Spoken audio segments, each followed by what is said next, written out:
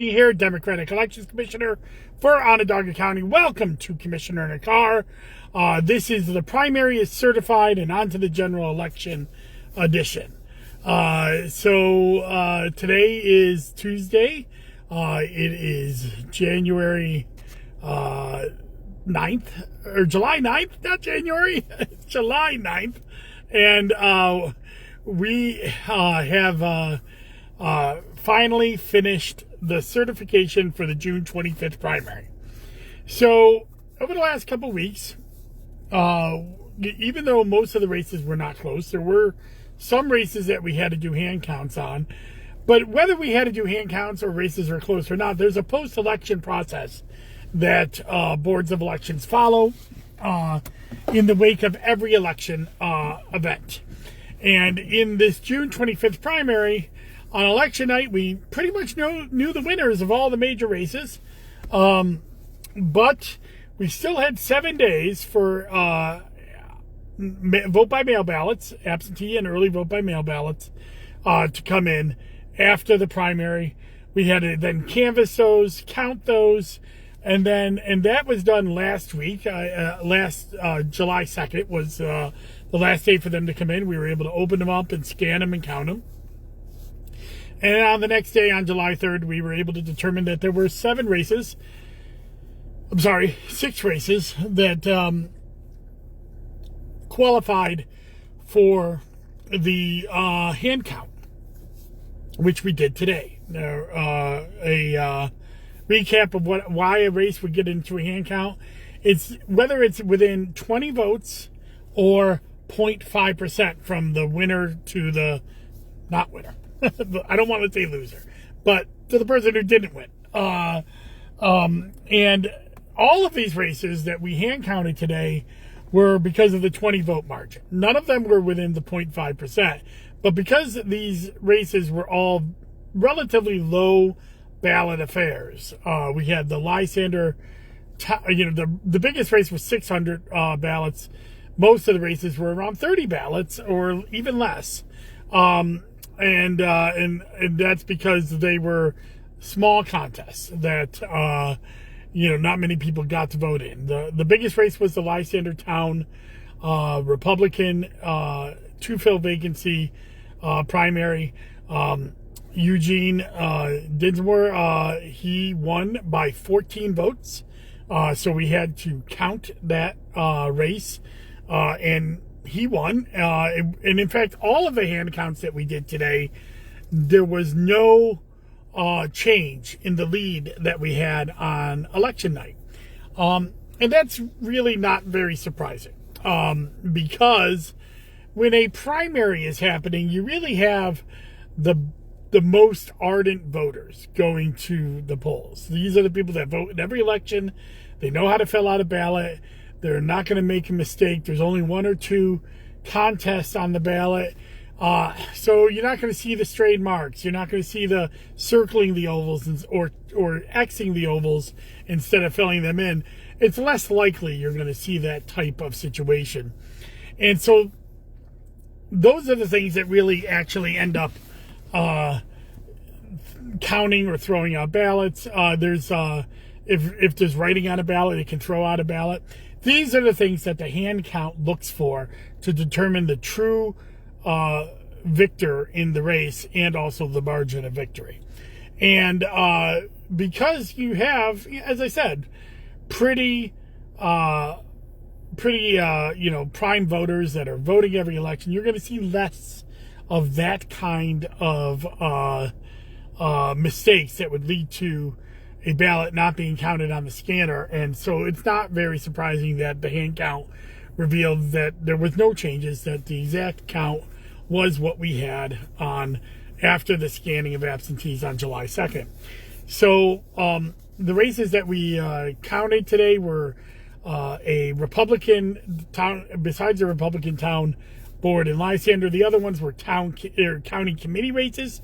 We had a Republican county committee race that, and I kind of detailed a little bit of this on my weekly walk this last week, but these county committee races really get very weird, and they're kind of fun in a way, because they come up with odd results. We had a race that had 0 votes. We didn't hand count that because there was no ballots. So can't hand count something that didn't have any ballots.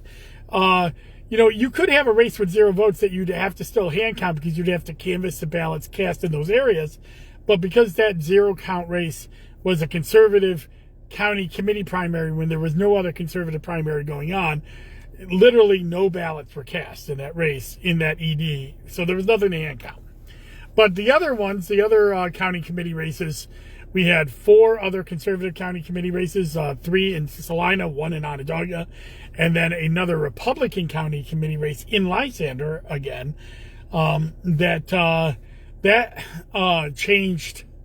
None of those leads changed. There was that weird situation, and it stayed that way, where the Republican county committee race up in Lysander, the challenger had 15 votes, and the married couple that were the longtime committee people had 7 votes apiece. And because you can only have the top 2 candidates move on to be a representative on the county committee, the challenger, we got 15 votes. He's on the committee, but the one where there is a tie, both of those candidates are now off the committee, and there's a vacancy in the committee. Because when there's a tie, that means that the electorate did not choose a winner, and thus the race is blank. But it's not blank forever. In September, the Onondaga County Republican Committee will reorganize and will be able to put somebody on that committee. The same thing happens with that 0 vote race that happened in Lafayette for conservatives. Because there's no votes, there is no representation. Both of those committee spots remain blank. And again, the county conservative committee in September could nominate somebody or 2 people to represent that district. So that's what's going on here in Onondaga County. We have gotten done with the hand count. We filled out all the paperwork, and we even put up the new results on our website, onvote.net. Has the election results, the certified election results, which contain the write-ins on there. There are write-ins in almost every race, and you can see their names and the vote totals. Now that we've certified the results, you can go on there. A note about write-ins: there's a lot of invalid write-ins. If somebody writes Mickey Mouse or something like that, we don't count that as a vote because it's not a real person. We only count votes of real people that are eligible to take the office. You will see some national names on some write-ins because of that. But that's because technically they could move into the area and if they had won and take that office, even if it is somebody like Bernie Sanders. He could move into New York and take that office. So you'll see those names on there, but you won't see things like Mickey Mouse or, no one or anything like that. Those will be counted as invalid on the write-in. So on onvote.net are the primary results. You can get those by looking at the map. What we call the results caster, which shows you the nice colored maps, shows you where people did well, and you can zoom in on election districts. Or you can do it the old-fashioned way with a PDF for our recanvass book. That is on there. Or you can get a CSV and download the CSV and be able to manipulate the vote totals. That is on our website as well. So check it out. And in fact, if you're looking for election results, we have election results going back to 1945 on our website. It's a lot of information. We're really, really proud of that. So check that out. So now the primary is over. And we are on to the general election.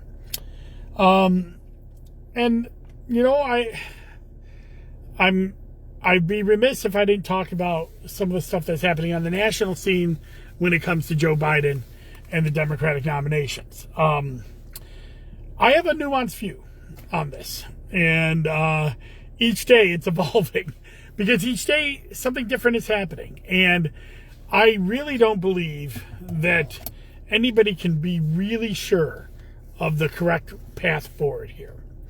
I want to put some caveats out there. there is a lot of panic in the Democratic Party. There's a lot of panic in the nation about the state of the presidential race, and that's understandable.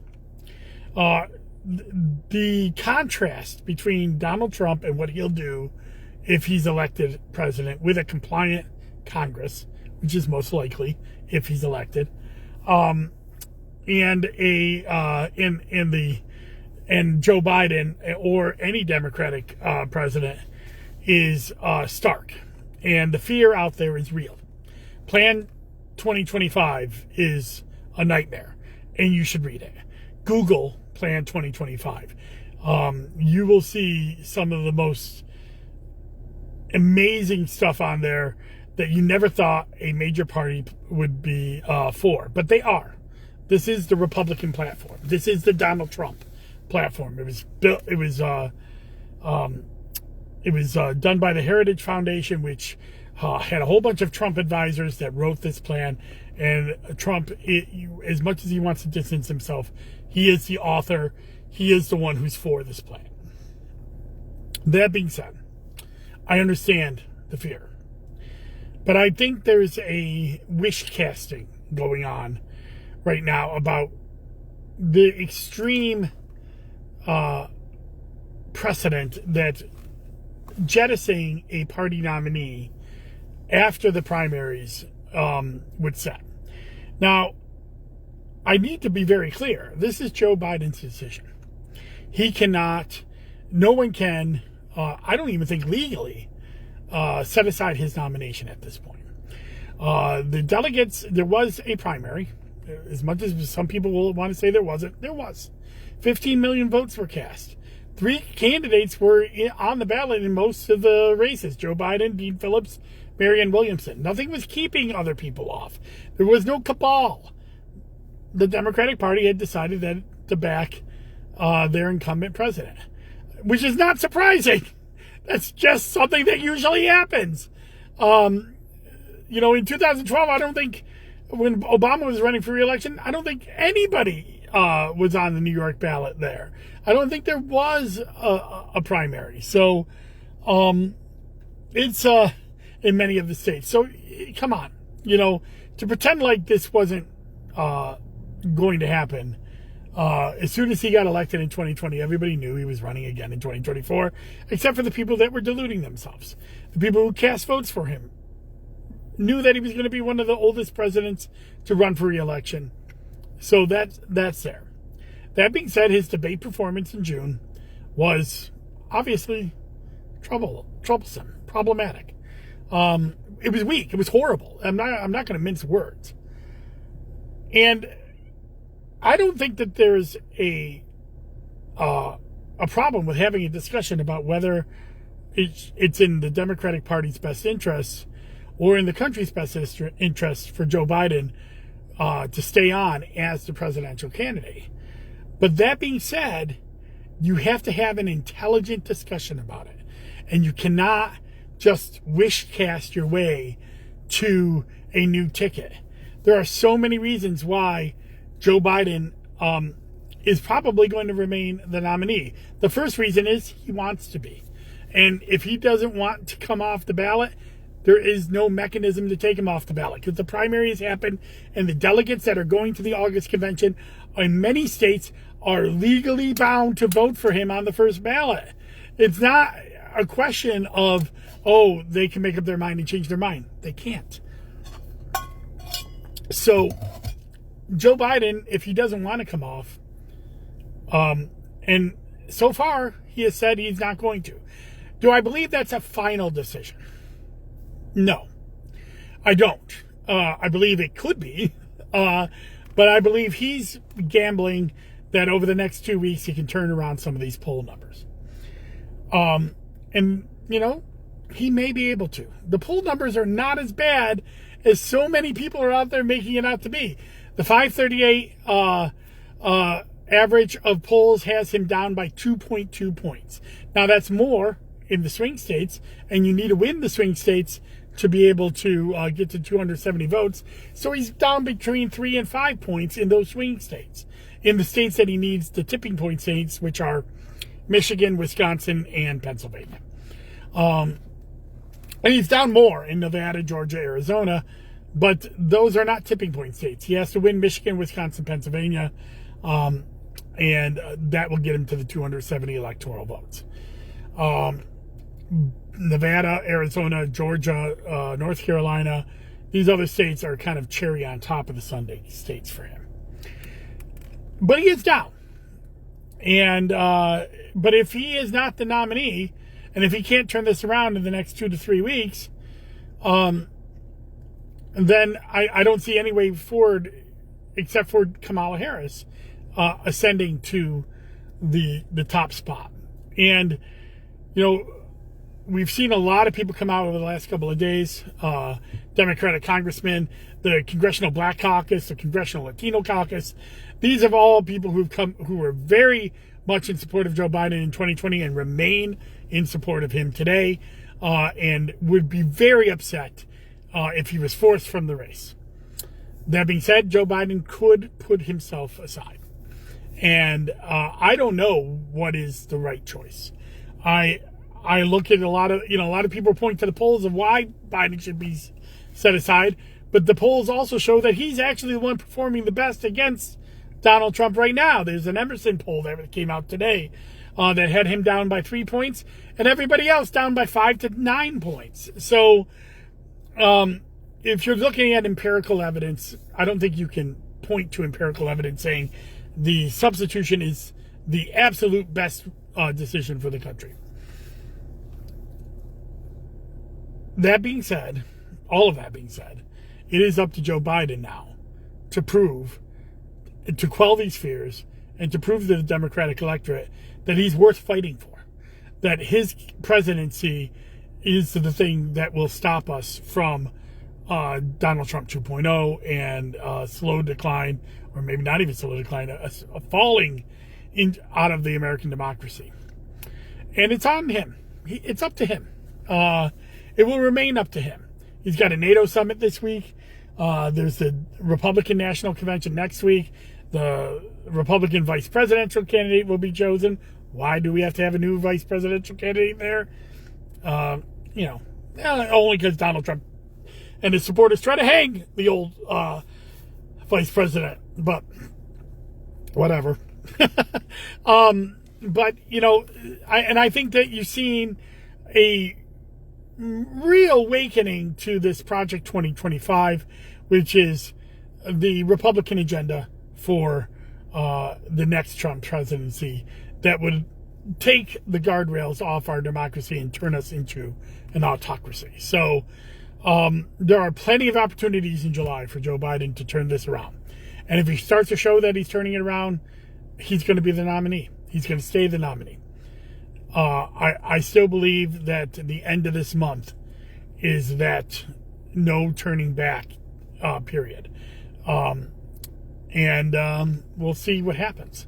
I do think that a brokered convention is out of the question. If Joe Biden is not the nominee, it'll be Kamala Harris. The delegates will vote for her overwhelmingly. I think you see the party unite pretty quickly. And there's also a $250 million war chest that could conceivably go to nobody else but Kamala Harris, who is part of the Harris-Biden ticket, and be able to continue to spend in her name. So there is, there is a lot of, I think over the last 48 hours, there's a lot of momentum for Biden to stay on the ballot as opposed to the week before. But things can change a lot quicker than we know. And I guess I'll keep updating on my Commissioner in a Car and talking about it, because I am talking about election news. On This and That's election news, whether that's going to be on the top of the ticket. So I'm going to get back into my content schedule, my weekly wonk. I did do a weekly wonk this last week on the 0 vote race.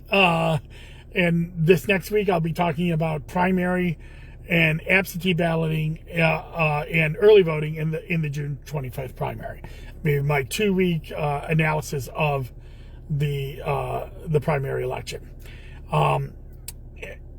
Next week, I will be starting my Zoom with Zarnies back up.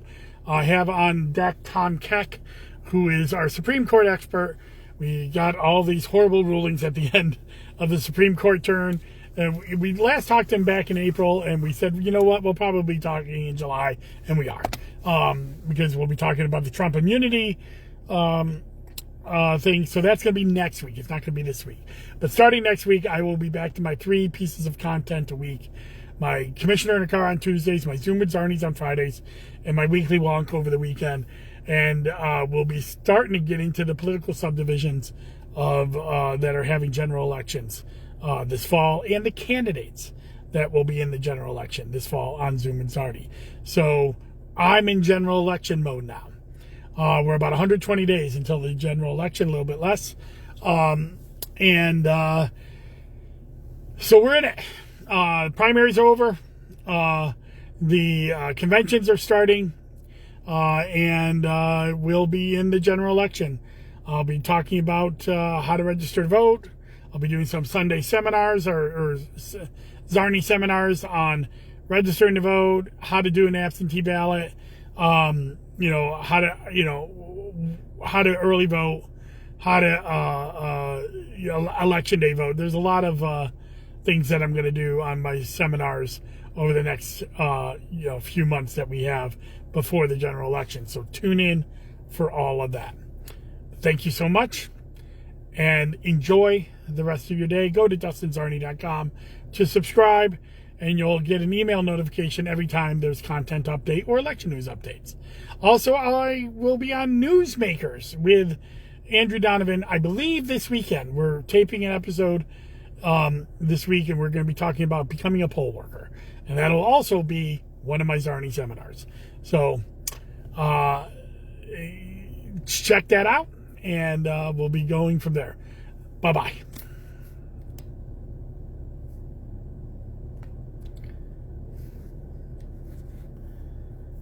Won't let me stop.